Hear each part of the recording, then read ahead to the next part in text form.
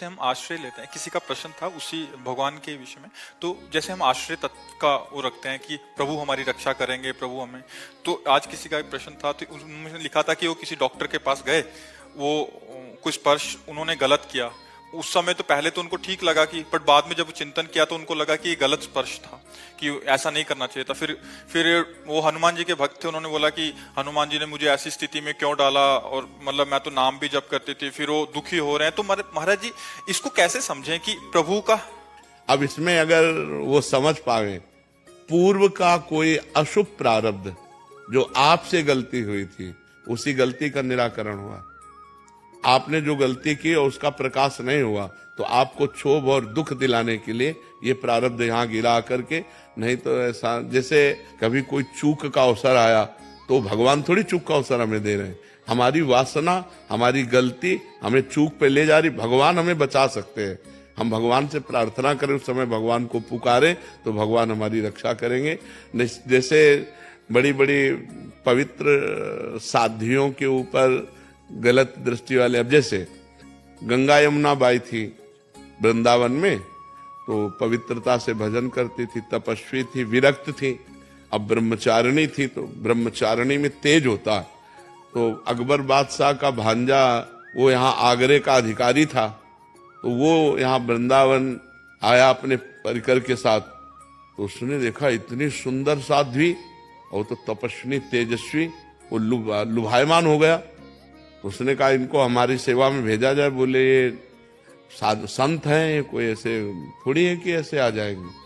तो उसने 2 वेश्याएं लगाई। अब आप विचार करो कि इनको किसी भी तरह हमारे महल में लाओ। तो वेश्याएं साधु वेश धारण किया और वहां सत्संग करने लगी, बैठने लगी, सुनने लगी, प्रणाम करना, और रोज जाने लगी। 10-15 दिन रोज गई और एक दिन नहीं गई, फिर दूसरे दिन गई। तो पूछना बनता है ना कि आप 10 दिन से रोज आ रही थी, आई नहीं आप। तो उनका हमारे यहाँ एक बहुत बड़े संत आए हैं, हम उनकी सेवा में कल थी इसलिए नहीं आ पाए, आप चलेंगी क्या? क्योंकि उनको पहुंचाने का पैसा दिया गया था उसके पास। तो उनका संत आए, कहाँ? बोले यही पास में ही है, मथुरा में। मथुरा में उसकी भी हवेली थी। चलो, सोचा कि संतों से मिलने में क्या। अब गई तो हवेली, तो उन्होंने सोचा संतों को हवेली और झोपड़ी से क्या मतलब, आए होंगे तो हवेली में रख दिया होगा। अब ये ही हवेली के अंदर उसे बाहर से सिटकिनी लगा दी वैश्याएं ने, वो तो पैसा के लिए थी।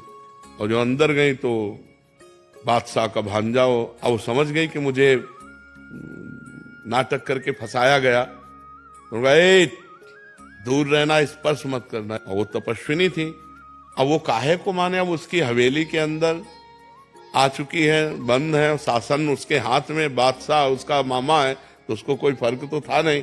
वो जे ही आगे बढ़ा तो उन्होंने श्री हरिवंश, श्री हरिवंश, श्री हरिवंश, जे ही नाम पुकारा। रसिकनंद वाले में चरित्र है श्री हरिवंश से। सोई उसको दिखाई दिया कि बाई जी की जगह बबर शेर, और दहाड़ करके उसको पैजामा गीला हो गया, लघु शंका कर दिया, बेहोश हो गया, और बाई जी अंतर ध्यान यहाँ वृंदावन में। तो इस विषय पर अगर देखा जाए, आप क्या करते हैं, ये आपके ऊपर विश्वास हमारा